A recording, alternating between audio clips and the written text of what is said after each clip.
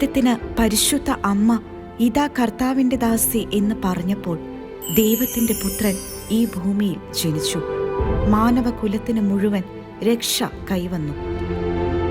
കർത്താവിൻ്റെ ദാനമാണ് മക്കൾ, ഉദരഫലം ഒരു സമ്മാനവും എന്ന ദൈവവചനത്തിൽ വിശ്വാസം അർപ്പിച്ചുകൊണ്ട് ദൈവം നൽകിയ കുഞ്ഞിനു വേണ്ടി സ്വന്തം ജീവൻ നൽകിയും ജന്മം കൊടുക്കാൻ തയ്യാറായ ഒരു അമ്മയുടെയും കുടുംബത്തിൻ്റെയും ജീവിത സാക്ഷ്യമാണ് ഈ ആഴ്ചത്തെ ക്രിബ് ഓഫ് ലൈഫിൽ.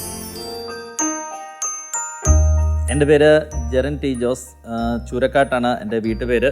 ഞങ്ങൾ ഇവിടെ കോട്ടയത്ത് കുമാരനല്ലൂർ താമസിക്കുന്നു. ഞാനൊരു ടാക്സ് കൺസൾട്ടൻ്റായിട്ട് വർക്ക് ചെയ്യുവാണ്. ഇത് എൻ്റെ വൈഫ് റോസ്മോൾ എം എ. അവൾ അങ്കമാലിക്കടുത്ത് ഐരൂർ എന്ന് പറഞ്ഞ സ്ഥലത്ത് ആണ് അവളുടെ വീട്. ഞങ്ങളുടെ വിവാഹം കഴിഞ്ഞിട്ട് ഇപ്പം ഏകദേശം 10 വർഷമാകുന്നു. ഇത് ഞങ്ങളുടെ 4 കുട്ടികളാണ്. ഇവൻ മൂത്തയാൾ ജോയൽ, അവൻ 3ാം ക്ലാസ്സിൽ ഇപ്പം പഠിക്കുന്നു. രണ്ടാമത്തെ ആൾ തെരേസ, അവൾ 1ാം ക്ലാസ്സിൽ പഠിക്കുന്നു. ഇത് റോമൽ, 3ാമത്തെ ആൾ, അവന് ഇപ്പം പ്ലേ സ്കൂളിൽ പഠിക്കുന്നു. 4ാമത്തെ ആൾ ഏഞ്ചൽ, അവൾക്ക് 1 വയസ്സാകുന്നു.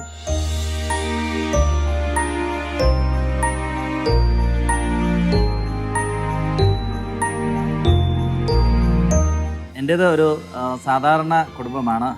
എൻ്റെ പപ്പായും അമ്മയും സർക്കാർ ജീവനക്കാരായിരുന്നു. എനിക്ക് 2 ചേച്ചിമാരാണുള്ളത്.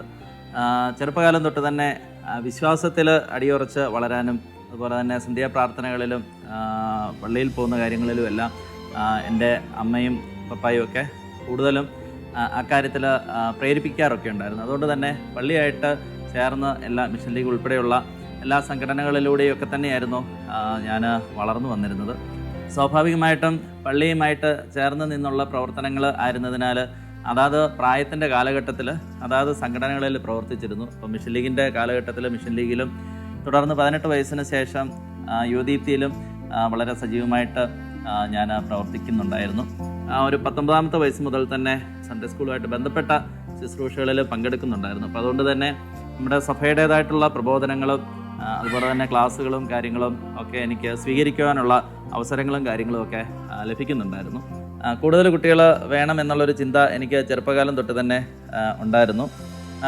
വിവാഹത്തിൻ്റെ സമയത്ത് തന്നെ ഞാൻ റോസിനോട്, വൈഫിനോട് പറഞ്ഞായിരുന്നു, എനിക്ക് എൻ്റെ ആഗ്രഹം പറഞ്ഞായിരുന്നു. അപ്പോൾ അവൾക്കും അക്കാര്യത്തിൽ താല്പര്യം തന്നെയായിരുന്നു. അവളും ആ രീതിയിൽ വിശ്വാസത്തിൻ്റെ കാര്യത്തിൽ ഏറ്റവും അടിയുറച്ച് തന്നെയായിരുന്നു അവളും ജീവിച്ച് വളർന്നു വന്നിരുന്നത്. എൻ്റെ അമ്മയാണെന്നുണ്ടെങ്കിലും കുട്ടികൾ എത്ര കുട്ടികളുണ്ടെങ്കിലും അമ്മയ്ക്ക് നോക്കുന്നതിന് യാതൊരു തരത്തിലുള്ള പ്രയാസവുമില്ല. അമ്മയുടെ ആ ഒരു സഹായം കൂടെ ഉണ്ടായിരുന്നത് കൊണ്ടാണ് ഞങ്ങൾക്ക് കുട്ടികളുടെ കാര്യങ്ങൾ എല്ലാം നല്ല രീതിയിൽ ഞങ്ങൾക്ക് കൊണ്ടുപോകാൻ വേണ്ടിയിട്ട് പറ്റിയിരുന്നത്. എന്നെയൊക്കെ നോക്കിയിരുന്നത് പോലെ തന്നെ ആണ് എൻ്റെ അമ്മ എല്ലാ മക്കളുടെയും കാര്യങ്ങൾ താല്പര്യങ്ങളെടുത്ത് കൈകാര്യം ചെയ്തിരുന്നത്. അതുപോലെ തന്നെയായിരുന്നു റോസിൻ്റെ അമ്മയും അല്ലെങ്കിൽ റോസിൻ്റെ ഫാമിലിയിൽപ്പെട്ടവരും കുട്ടികളുടെ കാര്യങ്ങളിൽ അതുപോലെ കെയറുകളുണ്ടായിരുന്നു. അപ്പോൾ അതുകൊണ്ട് തന്നെ ഞങ്ങൾക്ക് അതൊരു വലിയൊരു ബുദ്ധിമുട്ടായിട്ട് തോന്നിയില്ല എന്നുള്ളതാണ് വാസ്തവം. ഞങ്ങൾ വിവാഹം കഴിഞ്ഞിട്ട് 1.5 വർഷത്തിനുള്ളിൽ തന്നെ ആദ്യത്തെ നമ്മൾ ക്യാരിങ് ആയി. അത് പിന്നീട് കുറച്ച് ആരോഗ്യ പ്രശ്നങ്ങളൊക്കെ കാരണം അത് അബോർട്ടഡ് ആയിപ്പോയി. അപ്പം ഞങ്ങളുടെ ഒരു ചിന്തയുണ്ടായിരുന്നത്, ദൈവം തന്നു, ആ കൊച്ചിനെ ദൈവം തിരിച്ചെടുത്തു, ദൈവത്തിന് നന്ദി എന്നുള്ളൊരു ചിന്ത മാത്രമായിരുന്നു ഞങ്ങൾക്ക് ഉണ്ടായിരുന്നത്. തുടർന്നും 2ാമത്തെ അത് നോർമൽ ഡെലിവറി ആകണം എന്നുള്ളൊരു അർത്ഥത്തിൽ ഞങ്ങൾ ഒത്തിരി പ്രാർത്ഥിക്കുകയും അതിനു വേണ്ടിയിട്ട് ഒരുങ്ങുകയും ഒക്കെ ചെയ്തിരുന്നതാണ്. ഡോക്ടറോടും അങ്ങനെ തന്നെയായിരുന്നു പറഞ്ഞിരുന്നത്. ഏറ്റവും അവസാനത്തെ സമയം വന്നപ്പോഴേക്കും അതിൽ കുറച്ച് കോംപ്ലിക്കേഷനുകൾ കയറി വന്നിരുന്നത് കാരണം സിസേറിയൻ അല്ലാതെ മറ്റൊരു വഴി ഇല്ലായിരുന്നു. അപ്പോൾ അത് കാരണം സിസേറിയൻ നടത്തി. അപ്പം അവൻ വയറ്റിലുണ്ടായിരിക്കുന്ന കാലത്ത് തന്നെ ഞങ്ങളുടെ ഒരു ആഗ്രഹമായിരുന്നു ഒരു ധ്യാനം കൂടണം എന്നൊക്കെ. അപ്പോൾ അതിന് ഞങ്ങൾ ഗുഡലുപ്പ മാതാവിൻ്റെ നാമധേയത്തിലുള്ള ഒരു ധ്യാന കേന്ദ്രത്തിലായിരുന്നു ഞങ്ങൾ പങ്കെടുത്തിരുന്നത്. ധ്യാനത്തിൻ്റെ അവസാനത്തെ ദിവസങ്ങളിൽ അച്ഛന് റോസിൻ്റെ പേരെടുത്ത് തന്നെ പറയുക തന്നെ ചെയ്തു. അതിൻ്റെ അകത്ത് ഇപ്പം ഗർഭസ്ഥ അവസ്ഥയിലുള്ള കൊച്ചിനെ ദൈവം തൊടുന്നതായിട്ട്. അപ്പം ഞങ്ങൾക്കതൊരു വലിയൊരു അനുഭവമായിട്ട് തന്നെ തോന്നി.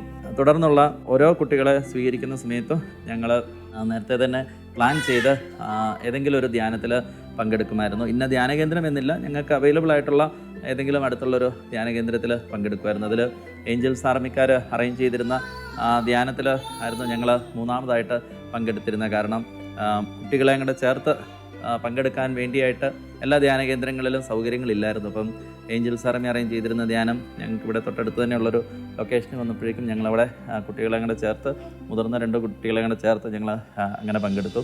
തെരേസയുടെ ഡെലിവറിയുടെ സമയത്ത് സിസേറിയൻ തന്നെയായിരുന്നു. സാധാരണഗതിയിൽ ഇപ്പോൾ നമ്മുടെ നാട്ടിലെ എല്ലാ ഡോക്ടർമാരും ഒരു 2 സിസേറിയനൊക്കെ ആയി കഴിഞ്ഞാൽ തന്നെ പറയും ഇനി മുന്നോട്ട് പോകണ്ട, നിർത്താൻ, കാരണം കൂടുതൽ കോംപ്ലിക്കേഷനുകളാണ്, സ്റ്റെറിലൈസേഷൻ നടത്താൻ, എന്തായാലും സിസേറിയനല്ലേ, അപ്പോൾ അതിൻ്റെ കൂടെ സ്റ്റെറിലൈസേഷൻ നടത്താൻ വലിയ പ്രയാസമില്ല, അങ്ങനെ നടത്താം എന്നൊക്കെ പറയാറുണ്ടായിരുന്നു. അപ്പം ഞങ്ങളുടെ ഒരു ചിന്ത ഉണ്ടായിരുന്നത്, ഇത് കുട്ടികളെ നൽകുന്നത് ദൈവത്തിൻ്റെ ഒരു പദ്ധതി പ്രകാരമാണ്. അപ്പം അതിൻ്റെ അകത്ത് ഒരു സ്റ്റെറിലൈസേഷൻ എന്നുള്ള മാർഗത്തിലൂടെ ദൈവത്തിൻ്റെ പദ്ധതിനെ തടയണ്ട എന്നുള്ളൊരു ചിന്ത ഞങ്ങൾക്ക് ഉണ്ടായിരുന്നു. അതുകൊണ്ട് തന്നെ ഡോക്ടറോട് വളരെ കാര്യമായിട്ട് തന്നെ പറഞ്ഞു. അതും ആദ്യം തൊട്ടേ കാണിച്ചിരുന്ന അതേ ഹോസ്പിറ്റലിൽ തന്നെയായിരുന്നു ഡെലിവറി വരെയുള്ള കാര്യങ്ങൾ നടത്തിയിരുന്നത്. അപ്പോൾ അതുകൊണ്ട് തന്നെ ഏറ്റവും ആദ്യം തന്നെ ഡോക്ടറോട് പറഞ്ഞിട്ടുണ്ടായിരുന്നു, ഞങ്ങൾക്ക് ഈ 2ാമത്തെ കൊച്ചിനെ കൊണ്ട് ഞങ്ങൾ നിർത്താനല്ല ഉദ്ദേശിച്ചിരിക്കുന്നത് എന്നുള്ള കാര്യം പറഞ്ഞിട്ടുണ്ടായിരുന്നു. എങ്കിലും അതിൻ്റെ അകത്ത് ഓപ്പറേഷൻ്റെ മുന്നായിട്ട് വീണ്ടും ചോദിച്ചു. ഞങ്ങൾ പറഞ്ഞു അത് വേണ്ട, ദൈവം തരുന്ന കുട്ടികളാണ് എന്നുള്ളൊരു ചിന്തയായിരുന്നു. 3ാമത്തെ കൊച്ചിൻ്റെ സമയമായപ്പോഴും ഈ രീതിയിൽ സ്റ്റെറിലൈസേഷൻ്റെ കാര്യം പറഞ്ഞു. അപ്പം ഞങ്ങൾ ആദ്യം തന്നെ അത് നേരത്തെ തന്നെ ഞങ്ങളുടെ പ്ലാൻ ആയിരുന്നു. അതുപോലെ തന്നെ ഞങ്ങൾ അത് വേണ്ട എന്നുള്ള രീതിയിൽ, സ്റ്റെറിലൈസേഷൻ പാടില്ല എന്നുള്ള രീതിയിൽ തന്നെ ഞങ്ങൾ മുന്നോട്ട് പോയി. പിന്നെ 4ാമത്തെ കൊച്ചിൻ്റെ സമയമായപ്പോഴേക്കും യഥാർത്ഥത്തിൽ അത് ഒത്തിരിയേറെ കോംപ്ലിക്കേഷൻ ഉണ്ടായിരുന്നു. ഏറ്റവും ആദ്യം തന്നെ അബോർഷൻ എന്നുള്ള ഒരൊറ്റ മാർഗ്ഗം മാത്രമാണ് മുമ്പിലുള്ളത് എന്ന് 6 ഡോക്ടർമാർ ഞങ്ങൾ കണ്ടിരുന്ന ഞങ്ങളുടെ ജില്ലയിലെ, കോട്ടയം ജില്ലയിലെ 6 ഡോക്ടർമാർ പറഞ്ഞു, അബോർഷൻ അല്ലാതെ മറ്റ് മാർഗ്ഗങ്ങളൊന്നും ഇല്ലെന്ന്. അപ്പോൾ ഒരു ദൈവം നൽകിയിരിക്കുന്ന കൊച്ചിനെ കളയാൻ ഞങ്ങൾക്ക് ഒരു രീതിയിൽ ഞങ്ങൾ തയ്യാറല്ലായിരുന്നു. അപ്പം അങ്ങനെ അന്വേഷിച്ചപ്പോഴാണ് പ്രോലൈഫുമായിട്ട് ബന്ധപ്പെട്ട ഡോക്ടർ ഫിൻഡോ ഞങ്ങളുടെ സഹായത്തിന് വേണ്ടിയായിട്ട് വന്നത്. ഡോക്ടർ ഫിൻഡോ ഒത്തിരിയേറെ തിരക്കുള്ള ആളാണ്. എങ്കിൽ കൂടിയും അതിൻ്റെ അകത്ത് ഡോക്ടറെ ഫോൺ വിളിച്ചപ്പോൾ തന്നെ ഡോക്ടർ പറഞ്ഞു, അതിൻ്റെ റിപ്പോർട്ടുകളൊക്കെ ഞങ്ങളുടെ നിന്ന് ആവശ്യപ്പെട്ട് അതൊക്കെ കണ്ടതിന് ശേഷം പറഞ്ഞു, അതിൻ്റെ അകത്ത് കോംപ്ലിക്കേഷനുകൾ ഉണ്ടെങ്കിൽ കൂടി നമുക്ക് മുന്നോട്ട് പോകാമെന്ന് പറഞ്ഞു. അത്രത്തോളം ഞങ്ങളെ ദൈവം നടത്തി. അപ്പം ഞങ്ങൾക്ക് താങ്ങും തണലുമായിട്ട് ദൈവമുണ്ട്. അതുകൊണ്ട് തന്നെ ഞങ്ങൾക്ക് അക്കാര്യത്തിൽ പേടിയില്ല.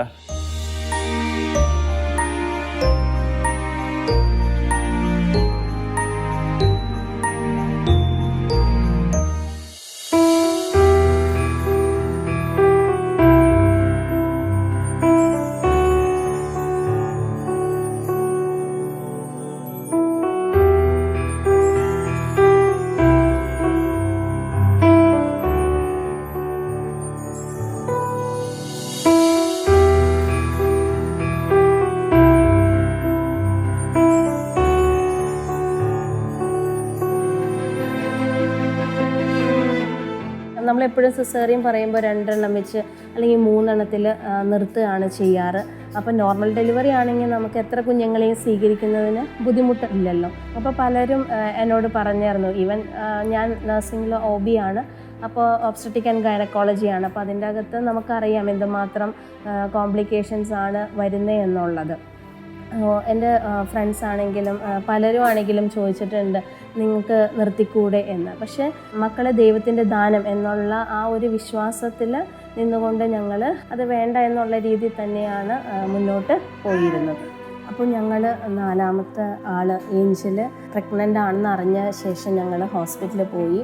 അപ്പോൾ അവിടെ ഹോസ്പിറ്റലിൽ പോയപ്പോൾ സ്കാൻ ചെയ്ത് കഴിഞ്ഞപ്പോൾ കുഞ്ഞിന് കുഴപ്പമൊന്നുമില്ല. പക്ഷേ അവളുടെ പ്ലാസൻ്റ എന്ന് പറഞ്ഞ ഓർഗൻ അത് അറ്റാച്ച് ചെയ്തേക്കുന്നത് ഞാൻ എൻ്റെ സിസേറിയൻ നടത്തിയ ആ സ്കാറിൻ്റെ തൊട്ടടുത്തായിരുന്നു. അപ്പോൾ അതുകൊണ്ട് കുറച്ച് അപകടങ്ങളുണ്ട്, അതിൻ്റെ കോംപ്ലിക്കേഷൻസ് ഉണ്ട് എന്ന് ഡോക്ടർ പറഞ്ഞു. നിങ്ങൾക്ക് വേണോ അതോ വേണ്ടയോ അങ്ങനെയുള്ള രീതിയിൽ അത് മുന്നോട്ട് പോകണമെങ്കിൽ പോകാമെന്ന് പറഞ്ഞു. പക്ഷേ ഒരു പോസിറ്റീവായിട്ടുള്ളൊരു ഇതല്ലാഞ്ഞത് കൊണ്ട് അപ്പോഴേ ഞാൻ ഏട്ടൻ്റെ അടുത്ത് പറഞ്ഞു, നമുക്ക് ഈ കുഞ്ഞിനെ വേണം എന്നുള്ള കാര്യം വളരെ ഇതായിട്ട് തന്നെ, ഏട്ടൻ നമുക്ക് കളയേണ്ട ആവശ്യമില്ല എന്നുള്ള കാര്യം പറഞ്ഞായിരുന്നു. അതുപോലെ തന്നെ അത് കഴിഞ്ഞ് അടുത്ത ഹോസ്പിറ്റലിൽ പോയി. അവർ നമുക്ക് അബോർഷൻ്റെ ടാബ്ലറ്റ് തന്നിട്ടാണ് വിട്ടത്. ഈ സെയിം അൾട്രാസൗണ്ടിൽ സ്കാനിങ്ങിൽ വന്നത് ഇതുപോലെ തന്നെ പ്ലാസൻ്റെ നിയർ ആയിട്ടാണ്, സിസേറിയൻ സ്കാറിൻ്റെ നിയർ ആയിട്ടാണ് നിൽക്കുന്നത്. അപ്പോൾ അതുകൊണ്ട് ബുദ്ധിമുട്ടുണ്ടാകും മുന്നോട്ട് പോകുമ്പോൾ, അമ്മയ്ക്ക് ആണെങ്കിലും അത് ബുദ്ധിമുട്ടുണ്ടാവും എന്നുള്ള രീതിയിലാണ് പറഞ്ഞത്. അപ്പോൾ രണ്ടാമത്തെ ഡോക്ടർ ഇത് പറഞ്ഞു കഴിഞ്ഞപ്പോൾ ഞങ്ങൾ ഏഞ്ചൽസ് ആർമിയിലെ പ്രീത ടീച്ചറിനെ മീറ്റ് ചെയ്തായിരുന്നു. അപ്പം ടീച്ചർ പറഞ്ഞു ഇങ്ങനെ നമുക്ക് സംസാരിക്കാൻ എന്ന് പറഞ്ഞു. അത് കഴിഞ്ഞ് അടുത്ത ഹോസ്പിറ്റലിലോട്ട്, കാരണം അവിടെയും നമുക്ക് അബോർഷൻ അല്ലാതെ വേറൊരു മാർഗ്ഗവും ഇല്ല എന്ന് പറഞ്ഞു കഴിഞ്ഞു. അപ്പോൾ അതിൻ്റെ അകത്ത് അപ്പോൾ മൂന്നാമത്തെ ഹോസ്പിറ്റലിലോട്ട് പോയി. അപ്പോൾ അവിടെ ചെന്നപ്പോഴാണെങ്കിലും നമുക്ക് ബുദ്ധിമുട്ടായിരുന്നു. അവരും അബോർഷൻ ചെയ്യണം വിത്തിൻ 2 ആഴ്ചത്തേക്കുള്ളിൽ, അല്ലെങ്കിൽ എൻ്റെ ജീവൻ അപകടത്തിലാകും എന്നുള്ള രീതിയിലാണ് അവർ സംസാരിച്ചത്. അപ്പോൾ അവിടെ ചെന്നപ്പോഴും സ്കാൻ ചെയ്തു. അപ്പോൾ സ്കാൻ ചെയ്ത് കഴിഞ്ഞപ്പോൾ ഏട്ടനെയും വിളിച്ച് കാണിച്ചു കൊടുത്ത് ഇങ്ങനെ കുഞ്ഞിൻ്റെ ഇത് പ്ലാസൻ്റെ എൻ്റെ വേര്, അതായത് അതിൻ്റെ ബ്ലഡ് വെസൽസ് ബ്ലാഡറിലോട്ടൊക്കെ പോരും. അപ്പോൾ അങ്ങനെ വരുന്നത് കൊണ്ട് അത് ലൈഫ് ത്രെട്ടണിങ് സിറ്റുവേഷനാണ്. അപ്പോൾ അത് കാരണം എത്രയും പെട്ടെന്ന് അബോർഷൻ ചെയ്യണം എന്നുള്ള രീതിയിലാണ് പറഞ്ഞത്. ഇപ്പോൾ അബോർഷൻ ചെയ്താൽ തന്നെയാണെങ്കിലും 99% യൂട്രസ് പോകാനുള്ള സാധ്യത കൂടുതലാണെന്ന് പറഞ്ഞു. അപ്പോൾ ആ സമയത്ത് സ്കാൻ ചെയ്ത സമയത്ത് നമുക്ക് കുഞ്ഞിനെ കാണാമല്ലോ. അപ്പോൾ കുഞ്ഞിനെ കാണുന്നതിന് അവൾ ഹെൽത്തിയാണ്. അവളാണെങ്കിൽ ഇങ്ങനെ തലയിട്ട് ആട്ടുന്ന പോലെയുള്ള ഒരു ഫീലിംഗ് ആണ് എനിക്ക് തന്നത്. അപ്പോൾ എനിക്ക് ഒരിക്കലും ആ കുഞ്ഞിനെ കളയാൻ, അവൾ ഹെൽത്തിയാണ്, അവൾക്ക് വേറെ പ്രശ്നമൊന്നും ഇല്ല എന്നുള്ള വന്നപ്പോൾ നമുക്ക് ഒരു ബുദ്ധിമുട്ട്. കാരണം ഞാൻ ഈ നഴ്സിംഗ് പഠിച്ചത് കൊണ്ട് ഞാൻ OB ആണല്ലോ പഠിപ്പിക്കുന്നത്. അപ്പോൾ ഈവൻ അബോർഷൻ്റെ ആ കേസ് ഇപ്പം നമുക്ക് പഠിപ്പിച്ചേ മതിയാകും. അപ്പോൾ പഠിപ്പിക്കുന്ന സമയത്ത് ഞാൻ എൻ്റെ അഭിപ്രായം വ്യക്തമായിട്ട് പിള്ളേരുടെ അടുത്ത് പറയുമായിരുന്നു, ഞാൻ അബോർഷനെതിരാണ് എങ്ങനെയൊക്കെയാണെങ്കിലും. അപ്പോൾ ചില ഡോക്ടേഴ്സ് ചോദിക്കും, അമ്മയുടെ ജീവനാണോ കുഞ്ഞിൻ്റെ ജീവനാണോ വലുത്, ഇപ്പം ബാക്കിയുള്ള മക്കളെ ആര് നോക്കും എന്നുള്ള ഒരു ചോദ്യം എപ്പോഴും ഡോക്ടേഴ്സ് ചോദിക്കുന്നതാണ്. പക്ഷേ ഏട്ടൻ്റെ സപ്പോർട്ടും അതുപോലെ തന്നെ മുന്നോട്ട് പോകാം. അപ്പോൾ മൂന്നാമത്തെ കണ്ടു കഴിഞ്ഞപ്പോൾ മുകളിലച്ചൻ നമ്മുടെ ഫാമിലി അപ്പോസ്ലേറ്റ് ചങ്ങനാശ്ശേരിയുടെ ഡയറക്ടറാണ്. അപ്പോൾ മുകളിലച്ചനെ കോണ്ടാക്ട് ചെയ്തപ്പോൾ മുകളിലച്ചൻ ഡോക്ടർ മാമൻ നമ്മുടെ പ്രോലൈഫ് കേരള പ്രോലൈഫ് കോർഡിനേറ്ററാണ്. അപ്പോൾ മാമൻ്റെ നമ്പർ തന്നു. എത്രയാണെന്ന് പറഞ്ഞാലും ഡോക്ടർ മാമനെ ഓർക്കാതിരിക്കാൻ പറ്റത്തില്ല. കാരണം എന്നാണെന്നുണ്ടെങ്കിൽ ഈവൻ വീട്ടിൽ വന്നു ഞങ്ങളുടെ അടുത്ത് സംസാരിച്ചു, എന്താണ് ഇങ്ങനെയൊക്കെ ആണ് കാര്യങ്ങൾ. അപ്പോൾ നമ്മളെ ഒത്തിരി നല്ല രീതിയിൽ നമ്മൾ സപ്പോർട്ട് ചെയ്തതാണ് ഡോക്ടർ മാമൻ. അപ്പോൾ ഡോക്ടർ മാമനാണ് ഞങ്ങൾക്ക് ഫിൻഡോ ഡോക്ടറെ കണക്ട് ചെയ്ത് തന്നത്. അങ്ങനെയാണ് ഞങ്ങൾ ഫിൻഡോ ഡോക്ടറിൻ്റെ അടുത്തെത്തിയത്. അപ്പോൾ ഇവർ ഈ പാനലിൽ ഡിസ്കസ് ചെയ്തപ്പോൾ പറഞ്ഞത് മുന്നോട്ട് പോകാൻ കുഴപ്പം ഉണ്ടാവത്തില്ല, കോംപ്ലിക്കേഷൻസ് ഇല്ല എന്നല്ല, അല്ലാതെ നമുക്ക് മുന്നോട്ട് പോകാം എന്നുള്ള രീതിയിൽ തന്നെയാണ് പറഞ്ഞത്. അപ്പോൾ ഏട്ടൻ എപ്പോഴും പറയുന്ന ഒരു കാര്യമാണ്, ദൈവം സർവശക്തനാണ്.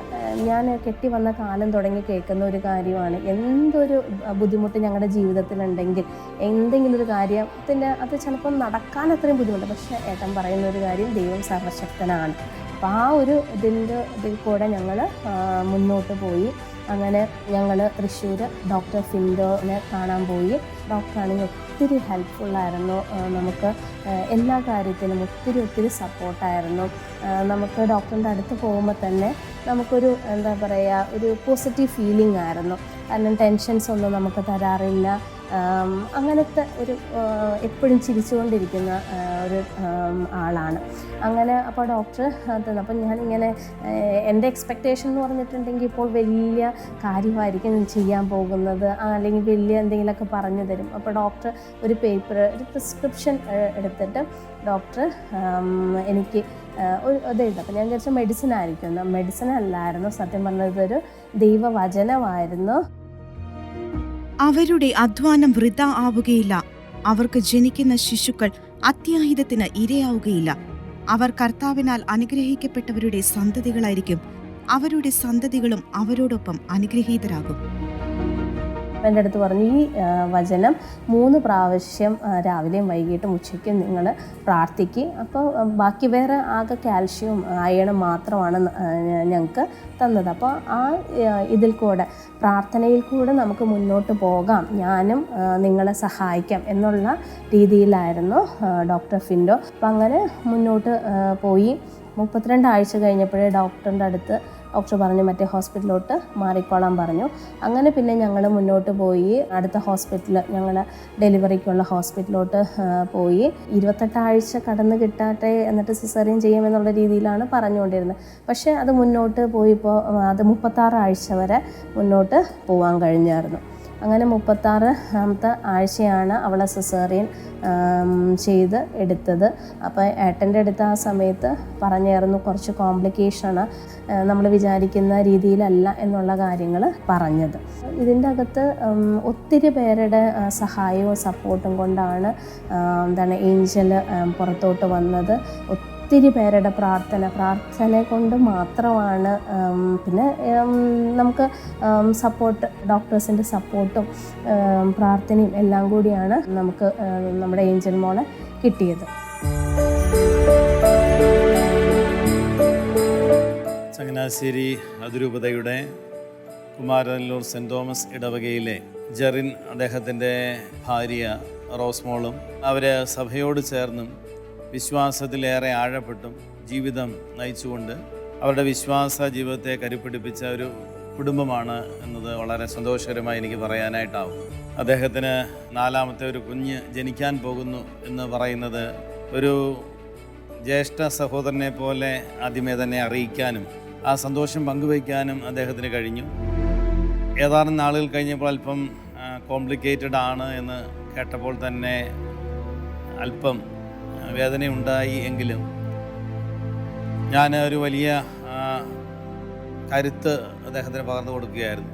ഡോക്ടേഴ്സ് പോലും വിധി എഴുതി കുഞ്ഞിനെ നശിപ്പിക്കണം, ഭാര്യയുടെ ജീവിതം അപകടകരമാണ് എന്ന് പറയുമ്പോഴും ഞാൻ പറഞ്ഞു, ഇതെല്ലാം ദൈവത്തിൻ്റെ വലിയൊരു പദ്ധതിയാണ്, ഒന്നും ഭയപ്പെടേണ്ട, മുൻപോട്ട് തന്നെ പോവുക, ഞങ്ങളെല്ലാം ഒത്തിരിയേറെ പേര് പ്രാർത്ഥിക്കാനായിട്ടുണ്ട് എന്നൊക്കെ പറയുകയും ചെയ്തു. കൂടാതെ ഓരോ ദിവസം കടന്നു പോകുമ്പോഴും കുറേ കൂടെ ടെൻഷനുകൾ വർദ്ധിച്ചു. എങ്കിലും ആ വിശ്വാസ ജീവിതത്തിൽ നിന്ന് ഒരിക്കലും വ്യതിചലിക്കാതെ കുഞ്ഞിനെ ഒരിക്കലും നശിപ്പിക്കില്ല എന്നുള്ള വലിയൊരു ബോധ്യം ചലഞ്ചായി ഏറ്റെടുക്കുകയായിരുന്നു. ദൈവത്തിൻ്റെ വലിയ സമ്മാനവും അനുഗ്രഹമായിട്ട് ആ കുഞ്ഞ് മാറുകയായിരുന്നു. അങ്ങനെ ആ കുടുംബത്തിൻ്റെ സന്തോഷത്തിൽ പങ്കുചേർന്ന് തുടർന്ന് ആ കുഞ്ഞിനെ മാമോദീസ നൽകാൻ എനിക്കത് ഭാഗ്യം ലഭിച്ചു. കുഞ്ഞിന് ഏഞ്ചൽ എന്നുള്ള പേര് നൽകി. ദൈവത്തിൻ്റെ ഒരു മാലാഖയായി തന്നെയാണ് ആ കുഞ്ഞിനെ ആ കുടുംബവും ഞങ്ങളെല്ലാവരും സ്വീകരിച്ചത്. ദൈവം അബ്രാഹത്തോട് പറഞ്ഞതുപോലെ വിശ്വാസത്തിൽ അടിയുറച്ചു നിൽക്കാൻ കഴിഞ്ഞ വലിയൊരു കൽപ്പ് ജെറിന് ലഭ്യമായെങ്കിൽ തീർച്ചയായിട്ടും അത് ദൈവം നൽകിയ വലിയൊരു വിശ്വാസത്തിൻ്റെ സാക്ഷ്യമാണ്. ഈ കാലഘട്ടത്തിൽ നമുക്കും ഇതൊരു വെല്ലുവിളിയായി നമ്മുടെ കുടുംബങ്ങൾക്ക് ഏറ്റെടുക്കാനായിട്ടാവണം. കുഞ്ഞുങ്ങളെ വളർത്താനും ദൈവത്തിൻ്റെ മക്കളായിട്ട് രൂപപ്പെടുത്താനും ഇടയാവണം.